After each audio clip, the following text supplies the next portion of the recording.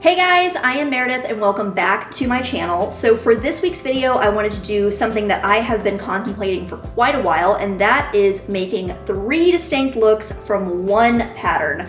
So I'm going to be using a pattern that I have used a few times in the past. If you watched my skeleton video for Halloween and if you watched my Christmas tree dress video during the holiday time, I'll be using the McCall's M6886 pattern, which is just a extremely basic t-shirt dress pattern. I've used it a couple of times. Very, very basic. Even if you are brand new to sewing, you can use this pattern. So I will be using the exact same fabric for all 3 looks. So I have 3 different colors here of a 4-way stretch velvet. Hopefully as we work through this, you'll learn some cool things about how to modify some patterns. So let's go. For my very first look, I was inspired by the queen herself, Lizzo, so I will be doing a dress that she wore for David Letterman's show on Netflix. It's an off-the-shoulder pink velvet dress that had some really beautiful feather trim around the top and the cuffs, so that is why I have this nice little fluffy boa, and that's why I have this nice berry pink velvet to make this particular dress. So the pattern itself, this is just a regular t-shirt dress, so of course I'm going to have to modify the top of this pattern to create the shape that I'm looking for and for it to be the off the shoulder.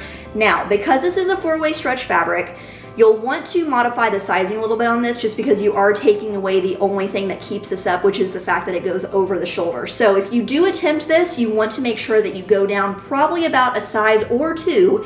You want this to be nice and tight because it's going to be the stretchiness of the fabric over your body that's going to keep this up. If I go by the measurements on the actual pattern packet, I would be an 18, but that is the size that I made my skeleton dress out of, and it is really, really baggy, way too baggy for what I need this to fit as. So I think I'm going to go down to a 14 to cut this, and that should give me enough tightness so that when I put this on, it's stretching over my body enough that it will hold it up. If not, I can always make small tweaks, but that is what I am planning to do. So let me go ahead and get my fabric laid out, and then I'm going to show you how we're modifying the pattern to make that off the shoulder dress. All right, so I have my fabric laid out. I have my fold here. I have my selvages together on this side. This is my front pattern piece. Again, I'm using all the pieces for style B if you get the same pattern. So the way that I need to alter this to make sure that it's going to be off the shoulder is I'm going to measure down from the neckline. So this would be the front of your piece. And I think I can go down about 2 inches from the top of this neckline, and then I'm just going to fold the top of this over, and that will make that piece flat on the top. And then I can, once I put it together, I'm going to follow the exact same instructions that come in the pattern itself. Again, this is an extremely simple pattern. So I'm going to measure down 2 inches from the neckline here. All right, and I'm gonna just mark this quickly with a little pencil. And then I'm gonna line my ruler up here because you want this to be straight across. Make a little mark. And then now I'm going to fold this over so that pattern piece will be flat. So now this needs to be cut on the fold. And that is marked on the pattern pieces just like normal. So now that that is folded, I'm going to cut out 2 of these. I'm also going to cut out 2 of the sleeves. Now I'm not changing anything on the sleeve patterns. Now part of it will get cut off because it comes it's curved on the top to accommodate for the shoulder, but I don't actually know how much of that I need to remove. So I'm going to just cut them like normal to begin with, and then once I start pinning them around from that side seam, I will then know how much to cut off. But I just would rather leave it alone and then remove the little bit off the front or off the top after it's put together, then try to figure that out now. So I'm gonna cut this out just like normal, and then we'll be ready to sew. Because I want to be able to use this pattern again, I don't want to actually cut the pattern down to a 14, so instead of making it smaller with the actual pattern, I'm going to just hang the pattern off of the folded edge about a 1/2 inch. This is going to make my garment smaller while keeping the pattern piece the same size, that way I can use it again and again over and over. I also folded the edge of the skirt very slightly into a wedge just to give the shape of the skirt a little bit more of a taper instead of being very straight. Important note when working with these fabrics, because they are 4-way stretch, you should use a zigzag stitch. That way when you are sewing everything together, it maintains its stretchiness. So the main body of the dress is put together. Again, this is so easy to put together. I was literally just sewing down the sides and then sewing the sleeves on, and that's it. So now to add some fun to it, we're gonna do the little feather trim here. So this was weird. I'd never purchased feathers before, and this just came in a boa length, so it's just 6 feet of feathers. I'm gonna hope this is enough. I think it should be plenty.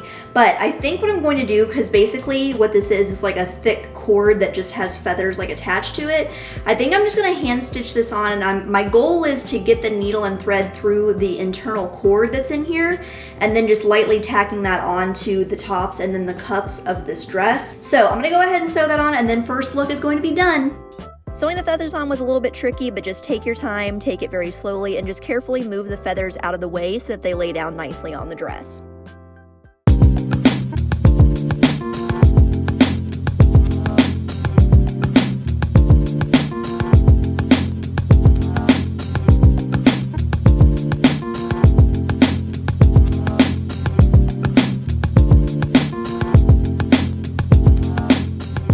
Okay, so first look is done. We're ready for the second look now. So I'm going to be recreating this image that I found on Pinterest, and I am so sorry, I don't know who designed this dress. So if any of y'all know who this dress was designed by, please let me know. I wasn't able to find who designed it online, but I would love to properly credit them. So that's what we're gonna be recreating with this super lime green velvet. I have never worn anything this color before. I don't know how it's gonna look on my skin tone. Hopefully I don't look crazy, but here we go. And I also have some rhinestone trim, so we're gonna do that little hip detail. And I just had this on hand, but I will link everything in the description below, so if you wanna get this exact one, you can order that as well.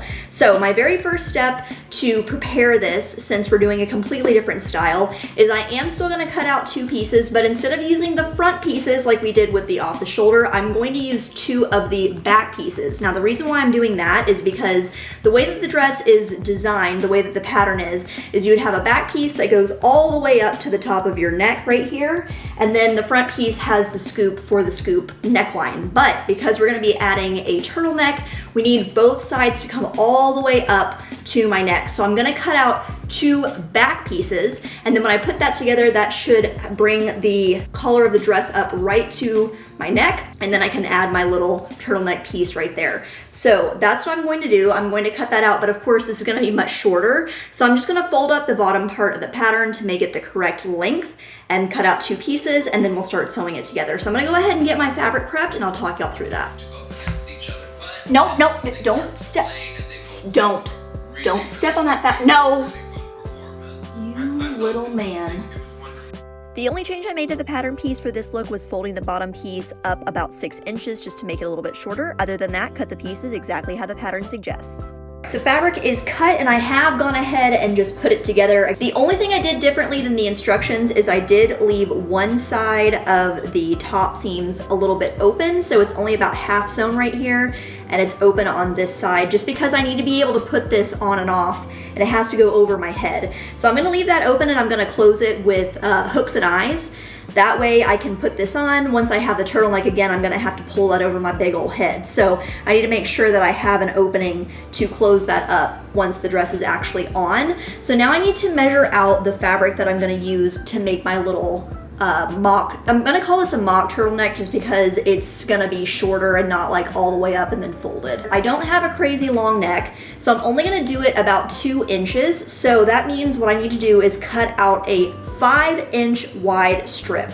The reason why I'm cutting it 5 inches is to make this, I'm going to be folding it over, and then I'll be sewing it on folded. That'll just give it a really nice finished look at the top without having to add a second seam, but then it also accounts for having a 1/2-inch seam allowance. So I'd have to have double the length that I want it to be, and then I need to add another inch for the seam allowance. So that's why I'm doing 5 inches, and I actually need to measure my neck too.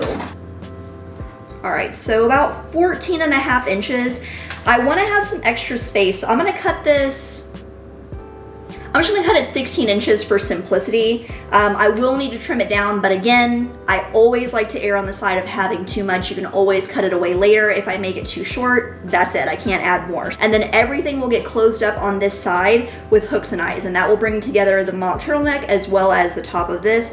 That way, again, you have room for your head to take it on and off. And then once I have that together, then I'm gonna try it on and make any adjustments, and then that is when I'm gonna add on that little rhinestone trim on the side. I wanna try it on to make sure it's not like way too revealing, but I do want to put in that little sassy detail. I will go ahead and cut out my pieces for the mock turtleneck, and then we're gonna sew that on. To cut out your turtleneck piece, use a ruler to ensure that it is a uniform width and then cut it out. Once this piece is cut, you can fold it in half and pin it to the neck opening of the dress and sew it on with a zigzag stitch. Once you're happy with the way the final dress is fitting, it's time to add the rhinestones. So to prep the sides for the trim, I marked out how high I wanted the cutouts to go up on my leg and then marked out an inch wide opening to cut away.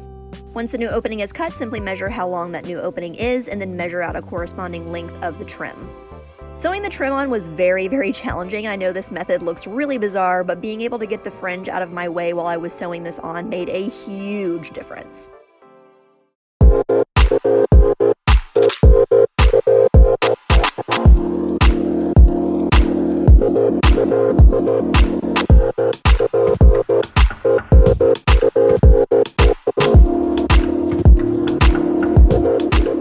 For the third and final look, I'm going to be recreating this image, which I don't know who is the original designer of this dress, but I'm sure if you've ever been online shopping, you have seen that this design has been released by a ton of different people.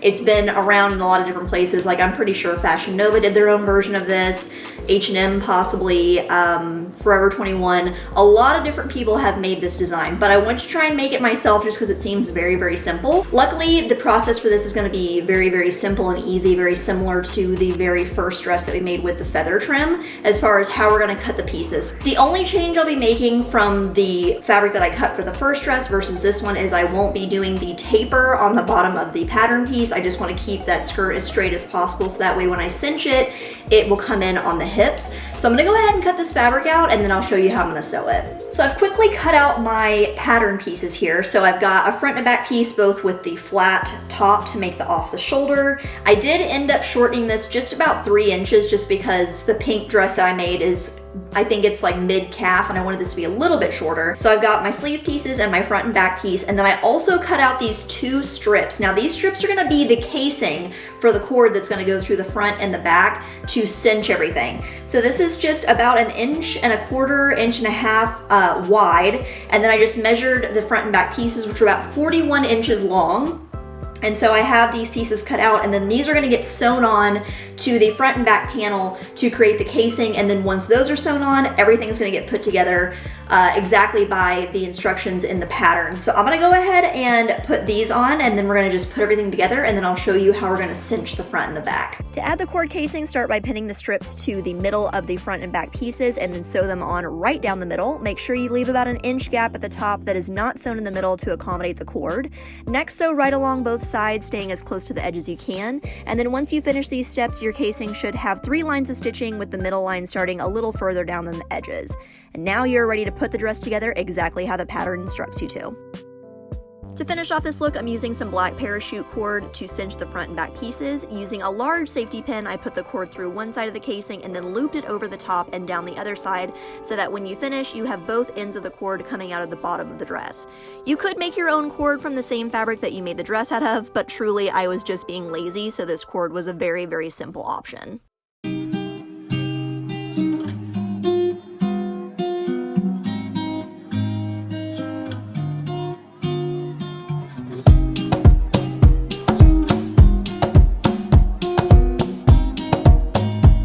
Alright y'all, so that was 3 looks with 1 pattern. I hope that that was a little bit inspiring for you. I wanted to do that for quite a while, so I am really thrilled with the looks I was able to pull off with just that one very simple pattern.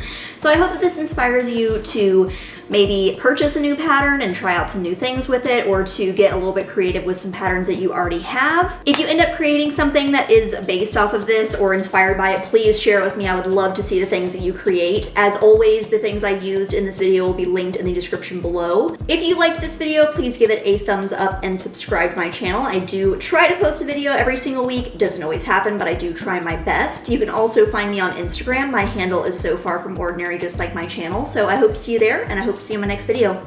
Bye guys.